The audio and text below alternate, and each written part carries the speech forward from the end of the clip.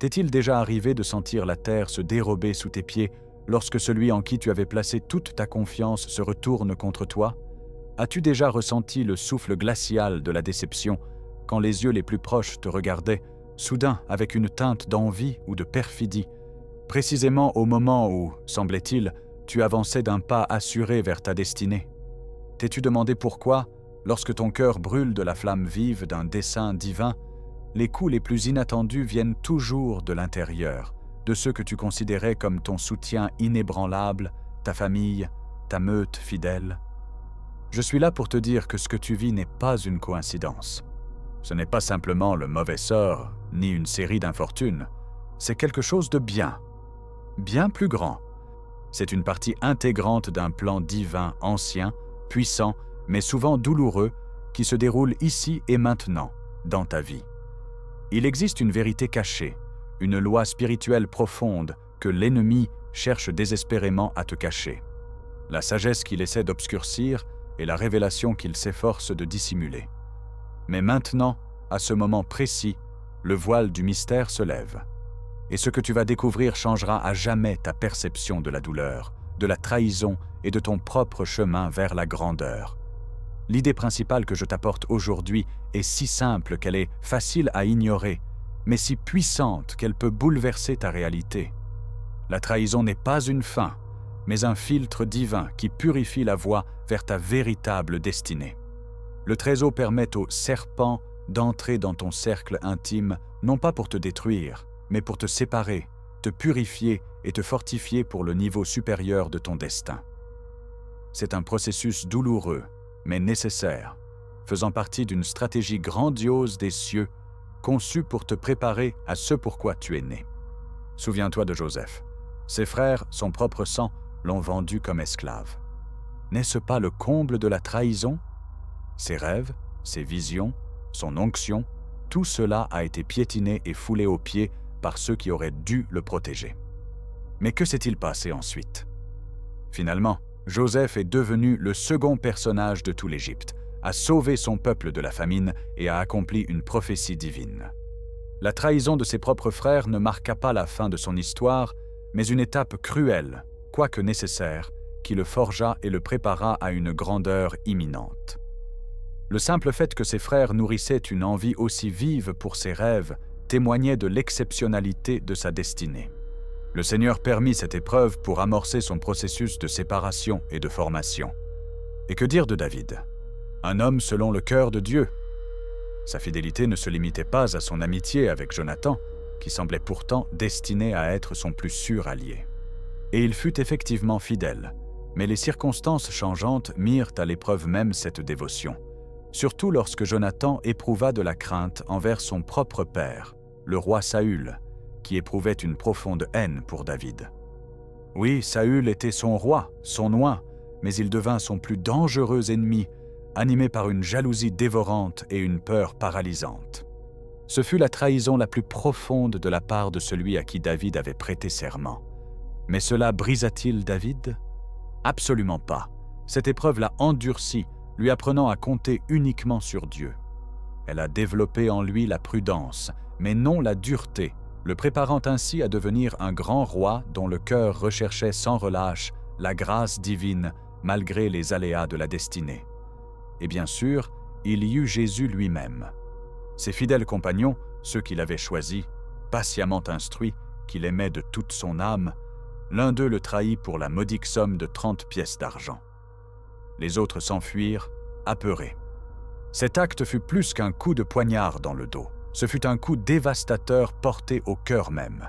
Mais cela a-t-il arrêté Jésus sur le chemin de la rédemption du monde? Nullement. C'était une partie intégrante de son sacrifice, une partie essentielle de son grand destin. Son trahison ne faisait que souligner davantage l'exceptionnalité de sa mission et la nécessité absolue, inébranlable de son sacrifice. Elle révélait une vérité amère.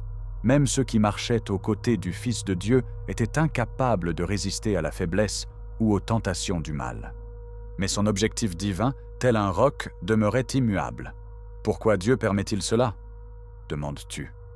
Pourquoi permet-il à ces serpents, ces agents cachés de l'ennemi, mus par la jalousie, la peur profonde, l'immaturité spirituelle ou la méchanceté la plus pure, de s'infiltrer au cœur de ton cercle intime. La réponse ne réside pas dans une faiblesse ou une indifférence divine. Au contraire, c'est un témoignage éloquent de sa puissance infinie, de sa sagesse omnisciente et de son amour désintéressé. Il le permet parce qu'avec chaque jour qui passe, ton onction grandit. Ta puissance spirituelle prend de l'ampleur. Tu commences à rayonner d'une lumière si vive qu'elle attire non seulement des compagnons fidèles, mais aussi ceux qui sont rongés par la jalousie, qui tremblent devant ta force, qui cherchent par tous les moyens à éteindre ta flamme intérieure. Imagine ceci, tu es une graine précieuse, rare, que Dieu lui-même a tendrement déposée dans une terre fertile et généreuse. D'abord, il croît silencieusement sous terre, invisible au regard, tel un jeune germe prenant force dans les profondeurs. Mais vient alors le moment où il perce la terre, lançant ses premières racines encore fragiles et s'élance vers le soleil vivifiant. Et c'est à cet instant décisif, où la vie se manifeste pleinement, qu'ils apparaissent, ceux qui cherchent à tout gâcher. Ils aspirent à assécher ses sèves, à stopper son avancée inexorable vers la lumière, à interrompre sa simple existence. Le Très-Haut ne peut les arrêter tous, car il a accordé à chacun le libre arbitre, souhaitant que chacun apprenne par lui-même à distinguer le bien du mal. Il leur permet de se révéler, afin que tu puisses voir qui est sincèrement à tes côtés et qui ne fait que feindre, afin que tu puisses distinguer les vrais compagnons de ceux qui ne font qu'entraver et également trouver ceux qui partageront avec toi tous les fardeaux du chemin et se réjouiront sincèrement de tes triomphes. L'ennemi est celui qui, par tous les moyens, s'oppose à l'accomplissement de ta destinée. Il craint ton éclat, ta puissance intérieure, ce que tu es réellement. Et il sait que l'une des manières les plus efficaces de te mettre à genoux est de saper ta foi, de semer le doute quant à ta propre force, de te couper du soutien dont tu as tant besoin. Il joue avec virtuosité sur les cordes les plus sombres de votre âme.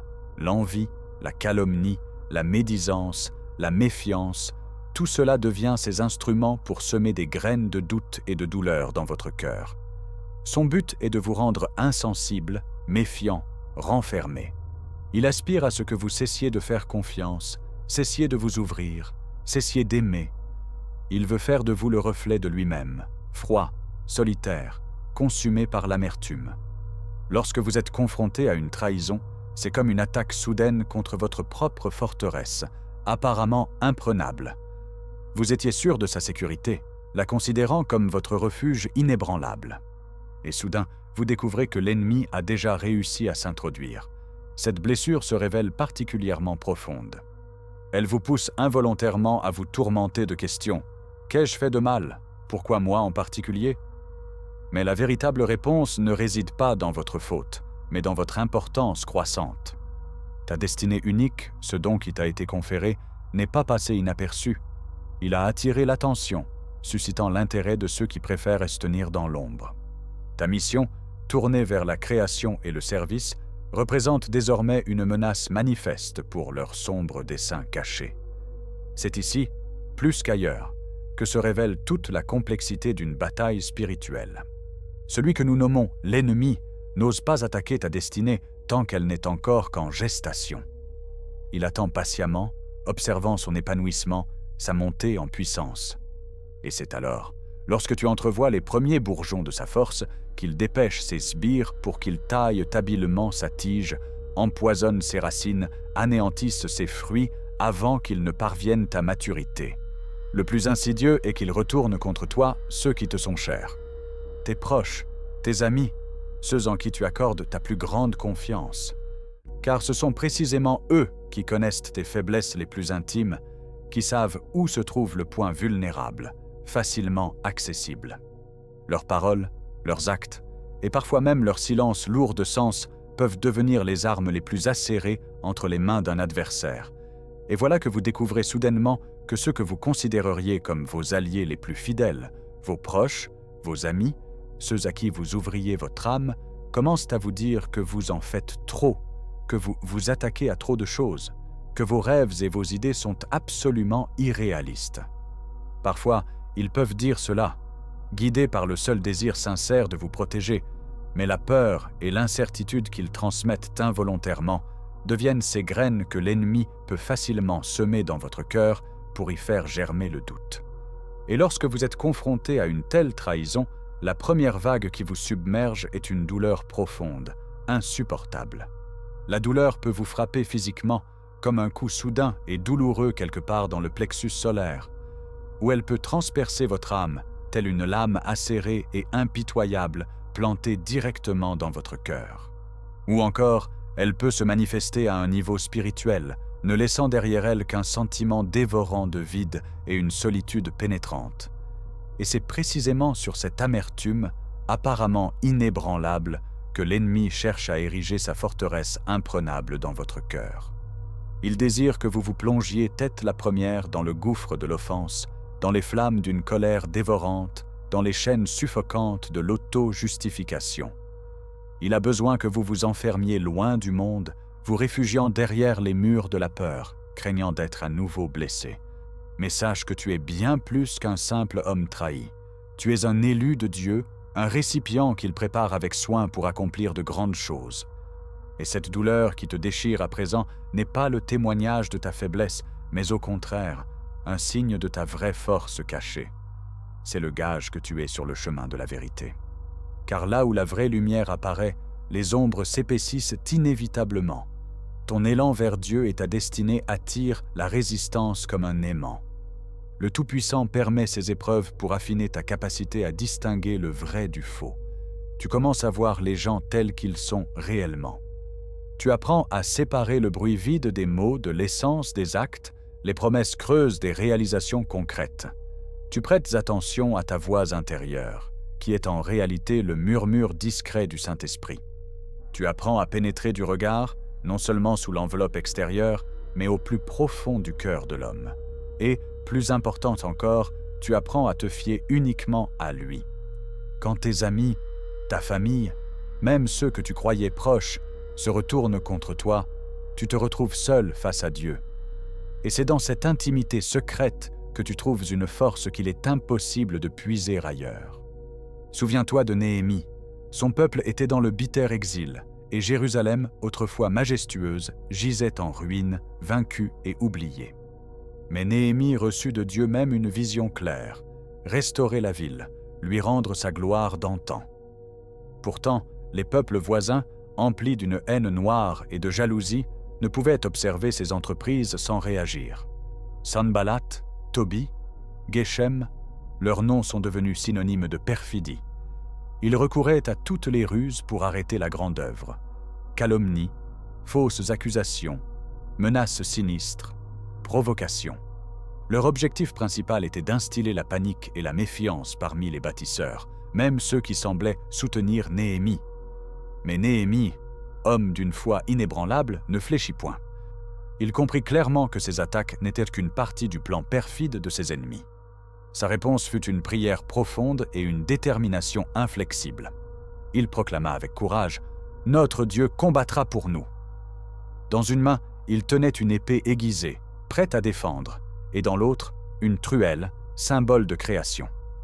Son élection pour la reconstruction de Jérusalem était si évidente, si remplie de puissance divine, qu'elle suscitait inévitablement une réaction farouche et désespérée de ceux qui s'opposaient à la volonté du Très-Haut.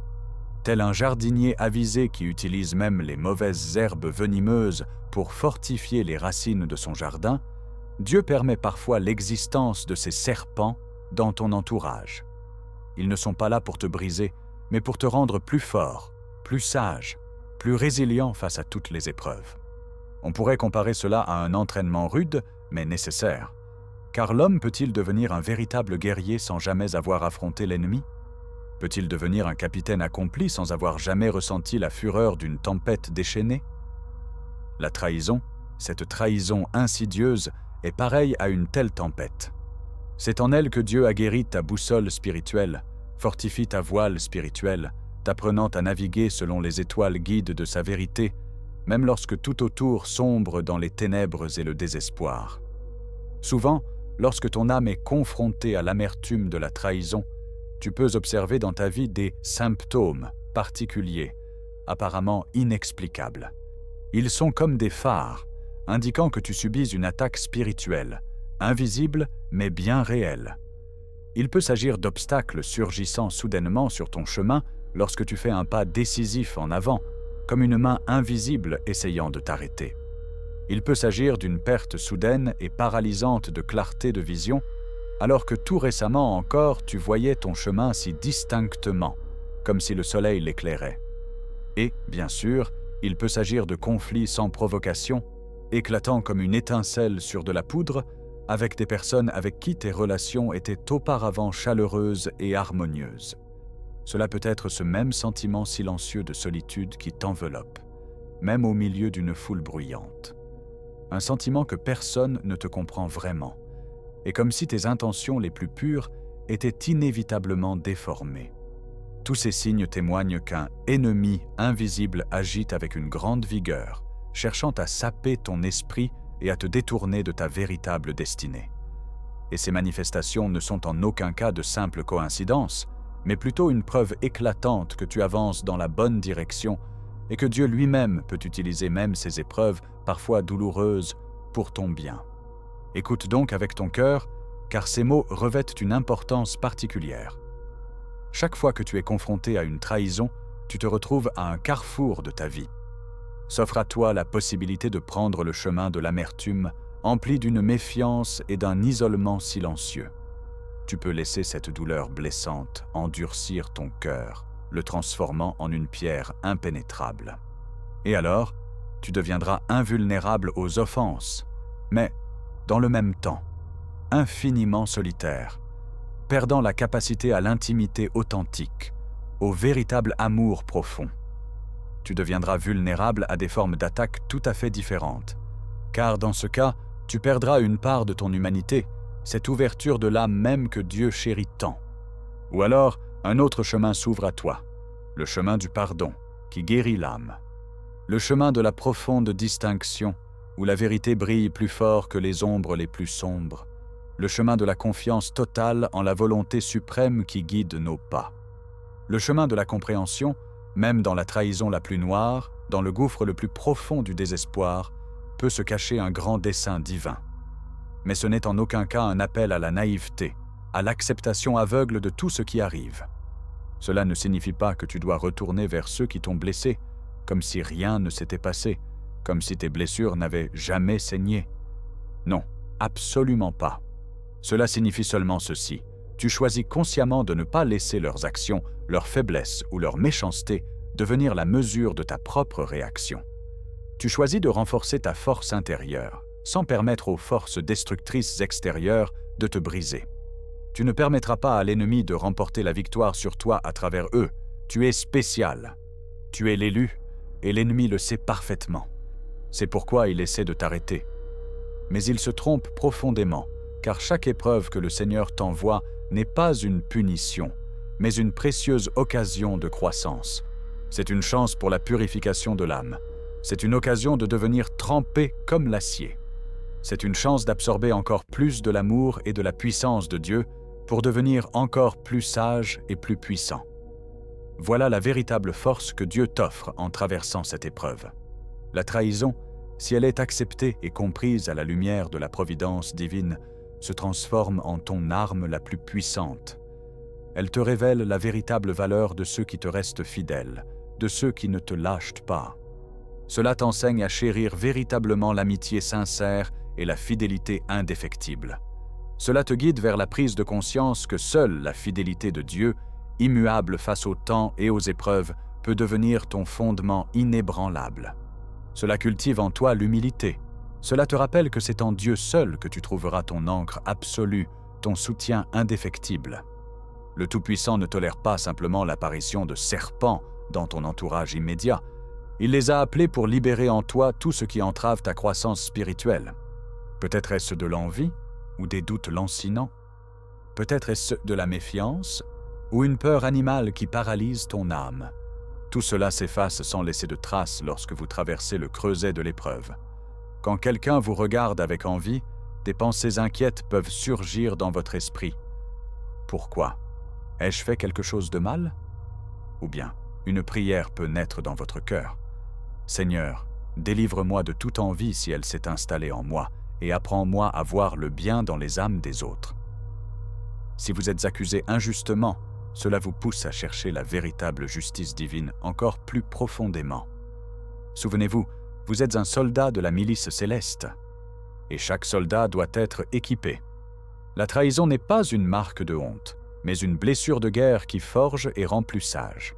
Elle vous confère une connaissance que l'on ne trouve pas dans de poussiéreux volumes. Elle forge votre résilience, qui ne peut être acquise contre des pièces sonnantes et trébuchantes. C'est la compréhension de la nature humaine, si nécessaire à un véritable leadership. Cela ne signifie pas qu'il faille rechercher partout la perfidie et la duplicité. Non, pas du tout. Mais lorsque la trahison finit par frapper, il est crucial de ne pas succomber sous son poids. Au contraire, il faut tremper son âme. Il faut émerger des épreuves renouvelées, fortifiées et remplies de l'amour divin. En sortir avec la certitude inébranlable qu'en tout temps, même dans les heures les plus sombres, Dieu est présent. Il te guide. Il te protège. Il te prépare à ce qui t'attend. Maintenant que cette vérité t'est révélée, que le mécanisme divin en action te devient clair, il est temps d'agir. Le temps est ta monnaie la plus précieuse et il est essentiel. Tu traverses une saison particulière, une période unique te tenant au seuil d'un moment décisif de ta vie. Sache que l'ennemi ne dort pas. Il œuvre activement, cherchant à semer la destruction, à voler ta joie et à freiner ta progression. Mais sache aussi que Dieu t'offre une percée, une stratégie efficace et une victoire certaine. En cet instant précis, tu es à la croisée des chemins. Deux voies s'offrent à toi, laisser la douleur te briser et te trahir, ou la laisser devenir une force purificatrice. Tu peux permettre à l'ennemi d'exploiter ton environnement pour t'arrêter, ou tu peux laisser Dieu utiliser ces mêmes circonstances pour te faire avancer. Les conséquences de ton choix seront véritablement immenses, capables de tout transformer. S'ouvre devant toi un chemin menant soit à une percée spectaculaire, soit à un échec retentissant. Ce moment peut être l'accomplissement de ta véritable destinée, ou simplement un retardement de celle-ci. Crois-le bien, ce ne sont pas de simples mots lancés dans le vide. Ceci est une révélation née des profondeurs de l'âme, un appel à l'éveil, un avertissement solennel. Ne laisse pas l'ennemi, l'adversaire, s'emparer de ce que le Seigneur lui-même a spécialement réservé pour toi. Ne permets pas que la douleur, tel un glaçon forgé, ne durcisse ton cœur, t'isolant de la lumière. Ne laisse pas tes blessures non cicatrisées se transformer en tes propres remparts, en une prison dont il semble n'y avoir aucune issue. Tu es choisi, tu es spécial, et Dieu lui-même agit activement en toi, même lorsque tout semble aller de travers. Il utilise ces difficultés soudaines, ces obstacles invisibles, pour te séparer de tout ce qui te retient, de tout ce qui entrave ta croissance. Il transforme ces épreuves en un processus rude mais nécessaire, révélant ceux qui sont véritablement dévoués, dont la foi est inébranlable. Il utilise ces moments pour renforcer ta dépendance totale à son égard, afin que tu puisses compter de moins en moins sur tes propres forces. Accepte cette vérité profonde et incontestable. Permets-lui de pénétrer jusqu'au plus intime de ton être. Qu'elle devienne ton bouclier inébranlable, ton épée acérée dans chaque épreuve. La trahison n'est pas une fin. C'est le commencement d'un chemin vers ta compréhension la plus profonde, vers l'accroissement de ta force, vers la découverte de ta destinée claire. Si tu accueilles cette parole, si tu es prête à suivre cette sagesse divine qui purifie et élève, écris 777 dans les commentaires de cette vidéo. Que ce nombre soit le signe de ton accord, de ton acceptation de cette parole prophétique. Partage cette vidéo avec ceux qui traversent peut-être des épreuves similaires, avec ceux qui ont désespérément besoin de cette révélation. Que cette parole se propage pour fortifier les cœurs et apporter l'espérance. Abonne-toi à notre chaîne pour recevoir de nouvelles révélations qui deviendront tes fidèles compagnes en chemin. Que le Seigneur te bénisse, qu'il te fortifie et qu'il t'accorde la sagesse de discerner quand le serpent cherche à pénétrer dans ta demeure et d'utiliser ces instants comme un tremplin vers ta grande destinée. Père céleste, je te prie pour chacun de ceux qui écoutent ces paroles. Je te supplie, Seigneur, accorde-leur la clairvoyance de discerner tes desseins, même dans les moments les plus douloureux. Fortifie leur cœur afin qu'ils ne s'endurcissent pas, mais deviennent encore plus purs. Accorde-leur, Seigneur, la capacité de pardonner, de distinguer le vrai du faux et de poursuivre leur chemin, sachant que tu es à leur côté, toujours avec eux. Protège-les de toutes les machinations perfides de l'ennemi et accorde-leur le courage d'embrasser ton plan.